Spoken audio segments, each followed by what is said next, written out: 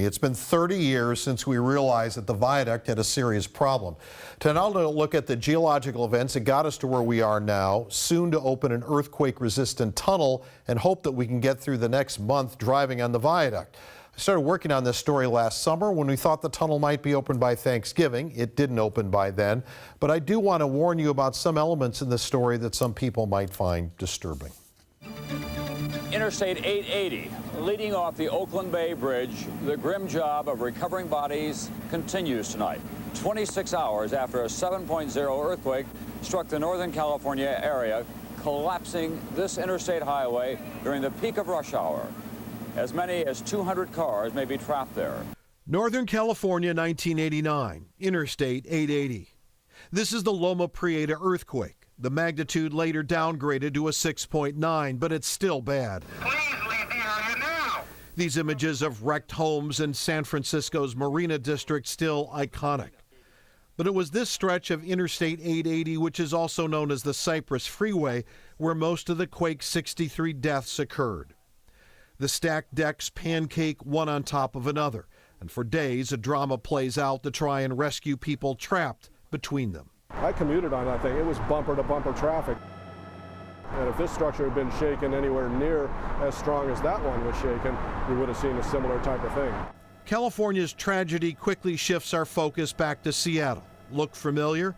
Could our waterfront freeway, the Alaskan Way Viaduct, prove to be the next earthquake nightmare? The DOT did an in-house review of the viaduct. The structure looks a lot like the Cypress structure. It was built about the same time, designed with the same level of knowledge. By 1989, Steve Kramer had left the Bay Area behind and was now at the University of Washington. He's a professor specializing in geotechnical engineering. In other words, he's an expert on the dirt that holds buildings up. And the dirt under the viaduct is a mess. The fill was rubble, it was construction debris, it was sawdust, everything was dumped in. So it was junk.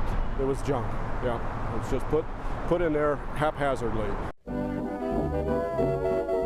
Well before the viaduct, Seattle's waterfront was a collection of elevated wooden railroad trestles with boards in between the rails to support wagons, horses, and people.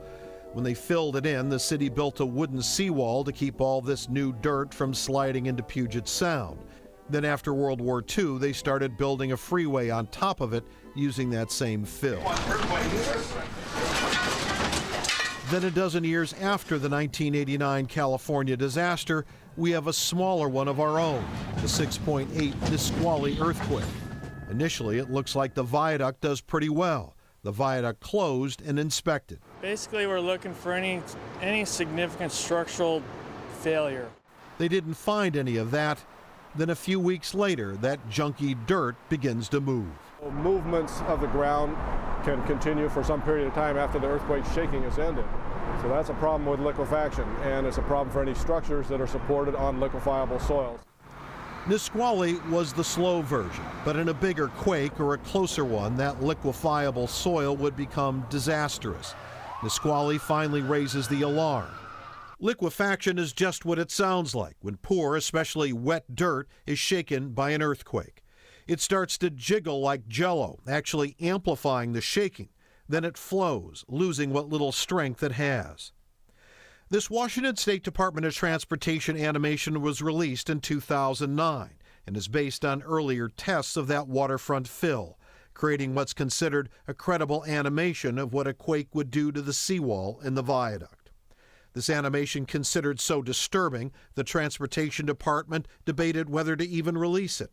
Professor Kramer is asked to review it before it goes out. So you didn't think it went far enough? No, I think it could have gone a lot further. But what to do? By this time, we all knew something had to be done. Replace it, which was going to cost at least $500 million, or rebuild it, which was feared would cost just as much. And the next quake could be far, far, far bigger than Nisqually.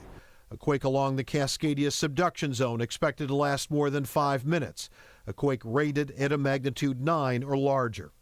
A quake on the Seattle Fault would be at the surface, not 30 miles down like Nisqually. And these weren't the only threats. Nisqually wasn't a test, it was a quiz, and we barely passed the quiz.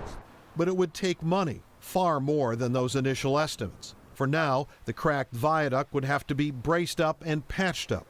Today, those braces installed in 2001 are still here.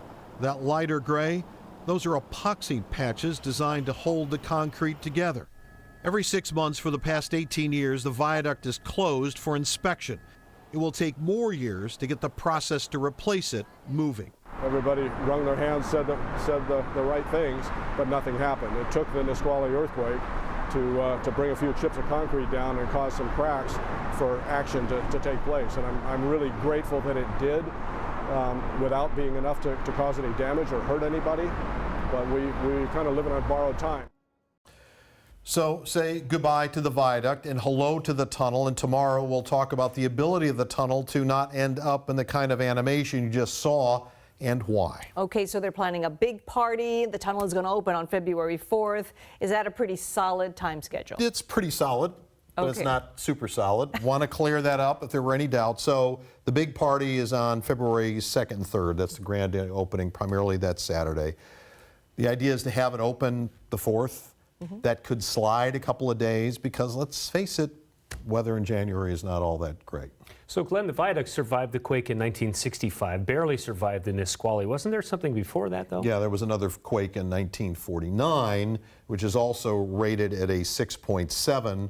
The 65 quake is either a 6.5 or a 6.7, sort of depending on who you want to read on that. These numbers do get revised. 49 was a very devastating quake. If you killed 8 people, Nisqually it was one person who died of a heart attack, but that was it. Of course, there were 400 people injured because there were more people living out here. The pictures, the old newspaper pictures from 49 are pretty bad. Yeah, so living on borrowed time, definitely a true statement. Right. Wow. Absolutely. Thank you, Glenn.